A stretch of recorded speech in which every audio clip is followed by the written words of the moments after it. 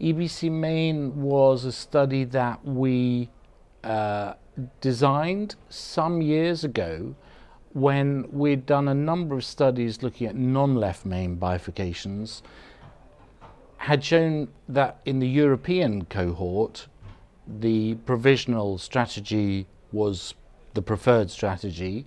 We couldn't find a group in whom it was obvious that a systematic dual stent strategy was better or was required, and so we wanted to test that in the left main stem, and that was really how the design of the trial came about. Also partly because other groups elsewhere in the world were looking more at promoting the dual stent implantation strategy, so we weren't sure whether that was necessarily going to be the right approach, so we designed the study to look at both in a randomised fashion. I think the one-year results were definitely interesting and were received with interest, but actually, of course, it came during the pandemic. We presented it, as it were, from the bedroom to give the results, and so there was less traction, if you like, with the particular results. Also because the results were essentially neutral at 1 year, people were free to look at it and say, so what? You haven't really shown one thing or the other, and meanwhile the other groups are showing something quite distinct and quite a clear-cut outcome, so we don't really feel it's changed very much. Do you see what I mean? So I think the first year results were interesting and put a little bit of balance in the equation, but didn't necessarily influence people hugely. The 3-year findings in the study, so it's roughly a 450 patient study, randomised 1-to-1 to layered stepwise provisional on the one hand versus systematic dual stent on the other. And at 3 years, we found no difference in mortality, no difference between the two groups in terms of myocardial infarction, but a statistically significant difference between the two groups in terms of target lesion revascularization.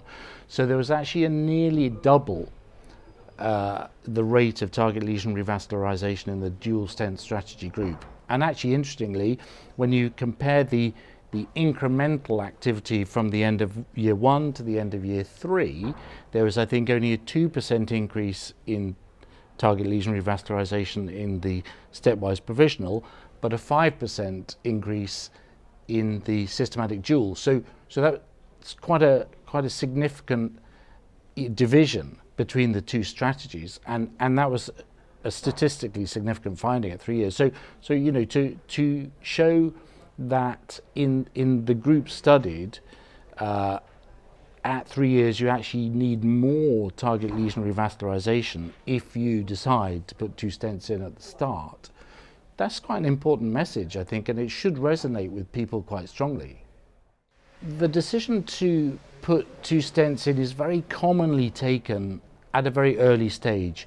You will see at live case meetings and other discussions, people will show an angiogram and IVUS images, and the comment will be made, I'm going to do DK crush, I'm going to do culotte, I'm going to do 2-stent strategy right from the start. And it's slightly frustrating to hear that, because actually the evidence that we've shown, and it will change because we've shown this evidence, but it has been the recommendation of the EBC for a long time, is that you don't need to make that judgment up front.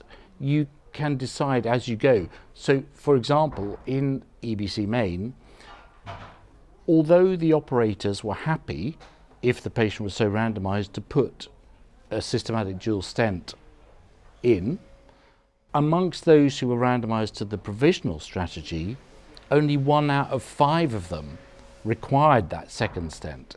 So if you take it logically step by step and see at each step, have I done enough? Can I finish now? Do I need to do some more?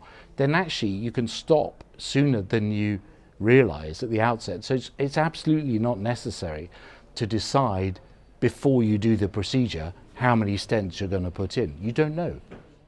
We will look to try and do a 5-year follow-up, and I think that will be increasingly interesting to see, do those curves flatten and come together? Do they separate further? You'd perhaps expect them to do that. And I think at the same time we will design our next studies looking at nuancing bifurcation treatment along the same line, so that, okay, well, if it turns out that one stent in general, as a sort of gross overgeneralization, is better than two, is it possible that no stent is better than one? So that's going to be the direction of travel.